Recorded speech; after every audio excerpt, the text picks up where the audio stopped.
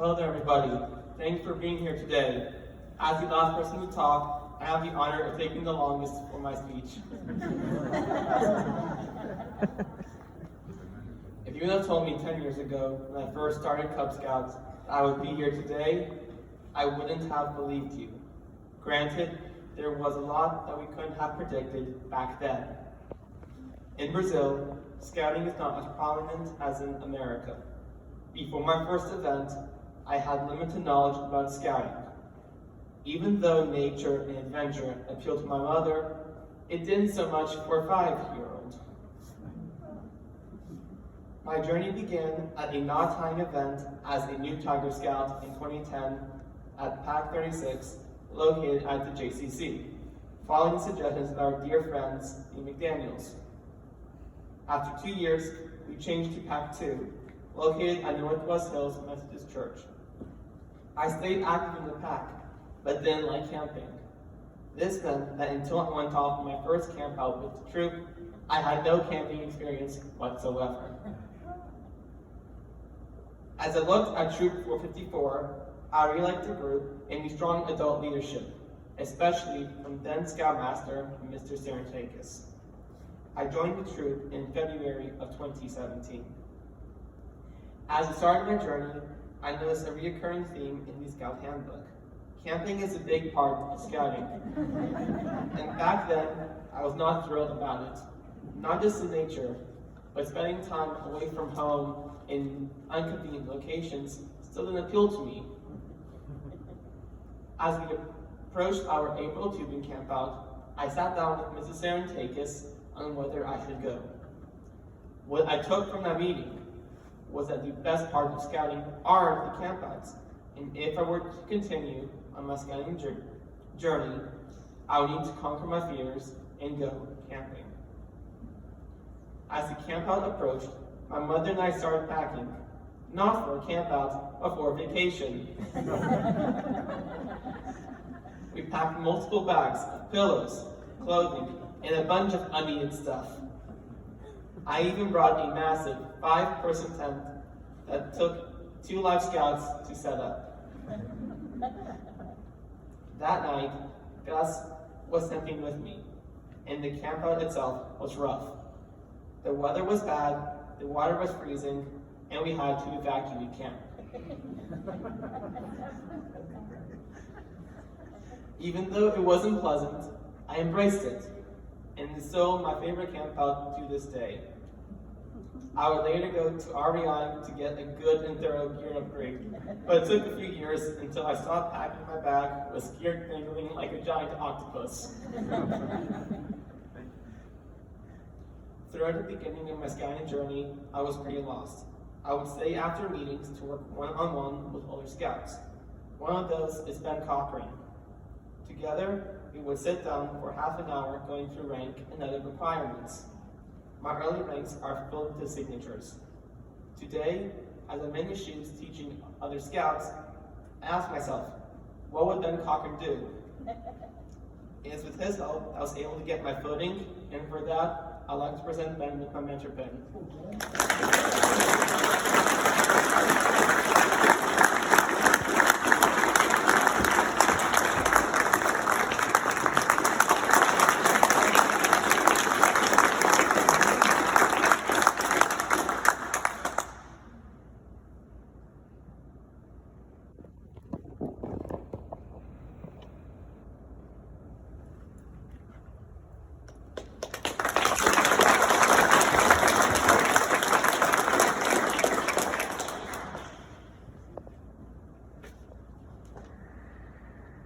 One of my favorite experiences in scouting was canoeing around Santa Catalina Island near LA.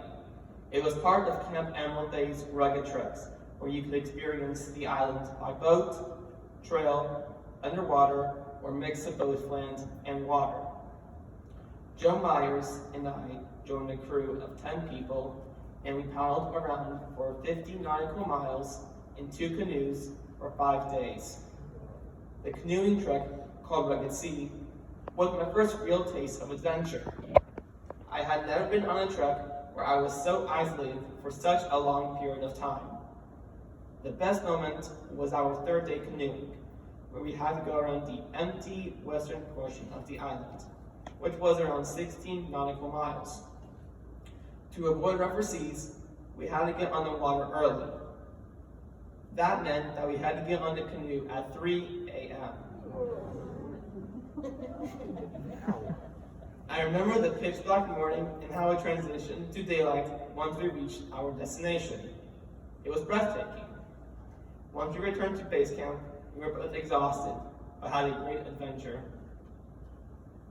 I also got a deep appreciation for merit badges. They cover such a large range of topics, from business, nature, society, and STEM. To say that I have just one favorite merit badge is a lie. Each of my merit badges has something different and special. Personally, one of my favorite merit badges was personal management. In this one, I was able to explore business and what it means to manage money. One of my favorite moments from this merit badge were my discussions with Mr. Sorensen. He pointed out how this and other requirements could translate into multi-billion or million-dollar companies. I cannot forget to thank Mrs. Melissa Matthews for the very important work of sewing on my many patches and making sure my uniform always looked sharp. In addition to merit badges, I have worked on a few Jewish religious awards. Ever since I joined the troop, I've been very open about my religion. The 12th point of the Scout Law is reverent, and my peers were very accepting that I might not be able to eat anything because of my religion. But they do now enjoy some kosher bacon for breakfast. During this time, I have worked on the Ner Tamid and a Time. These awards cover religion, history, and community. They have each taught me a bit more about my religious life, as well as what some people do in my community. For these awards, I worked with Lauren Statman, who was very active in shaping the Jewish community, and Rabbi Milner, who helped me prepare for leading services. They both helped me learn more about my religion and my identity. As I progressed through my ranks, I also started to progress through different leadership roles. My first leadership position was chaplain aide. Then, in the spring semester of 2019, I decided to run for senior leadership. As ASPL under Elliot Sorensen, I was able to see what it takes to plan a troop meeting, and how hard yet satisfying it can all be. Since we were both new leaders, Mr. Martin and Mr. Sorensen guided us through the positions and helped shape us. In the spring of 2020, I was able to be SPL. I took the lead in planning the February campout, where we focused on axe yard and cutting down a tree. Now I'm carrying the position of troop guide, helping the new scouts and continuing to grow, thanks especially to Mr. Sorensen's leadership and guidance. When the pandemic hit, my summer looked increasingly empty. Philmont had been canceled, and I had nothing on my calendar. As we put our sights to next year, schools around the country knew how online school is not the same learning experience as in person. The best way to get students safely back on campus was with outdoor learning. One of those schools that was blessed with a smaller number of students and a lot of outdoor space is my former school, the Austin Jewish Academy. As the possibility of outdoor school became more likely, there was a need for some improvements on an existing outdoor area that would be used for middle school science. After talking with my former science teacher, Ms. Kathy Roseman, we decided to create a small trail to improve students' mobility, as well as building a big outdoor teaching table. I started planning my Eagle project in early June, and worked intensively to have it all done by the beginning of the school year. Due to COVID restrictions, we restricted the trail portion of the project to only 8 scouts and no parents. I did not take this into account then, but the reduced amount of adults helped make this project more scout-led. For the table, the Martins graciously offered me to use their woodshop, and Mr. Martin guided me through the construction, and the whole Martin family helped me build it. We worked non-stop for 6 hours. Scouting has taught me a lot of things about both nature and everyday life. I gained an appreciation for the outdoors and have learned a lot about leadership. This is a journey I took on my own. Even though I got a lot of support from many adult leaders and my mother, I took charge of my journey and have gained a lot from it. Before I conclude, I'd like to thank the following people who helped me. First, my Scoutmasters, Mr. Sarantakis, Mr. Martin, and Mr. Sorensen. I would not be here without your help.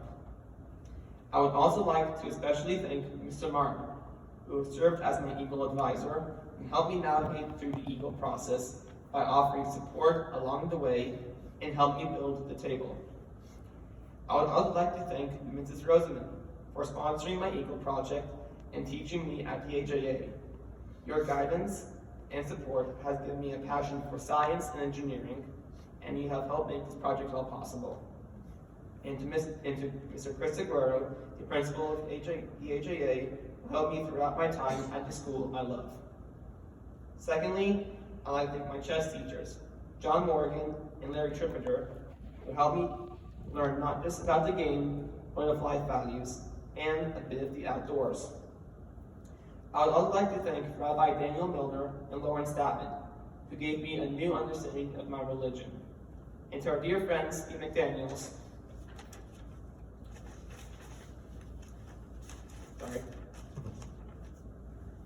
who are like family for us, for showing us what scouting is. And finally, I'd like to thank my mother, who along my journey supported me at every step and ensured I got the best experience possible. This is not the end of my journey. It is a new beginning. My goal is not just to reach the summit, but to help others get closer to it as well. I plan on staying very active in my troop by helping more new scouts gain their footing and progress. I also plan on joining our adventure crew because I truly enjoy camping and the outdoors. And I know that whatever path I take in my life, I'll always have with me the core values of being an Eagle Scout. Thank you.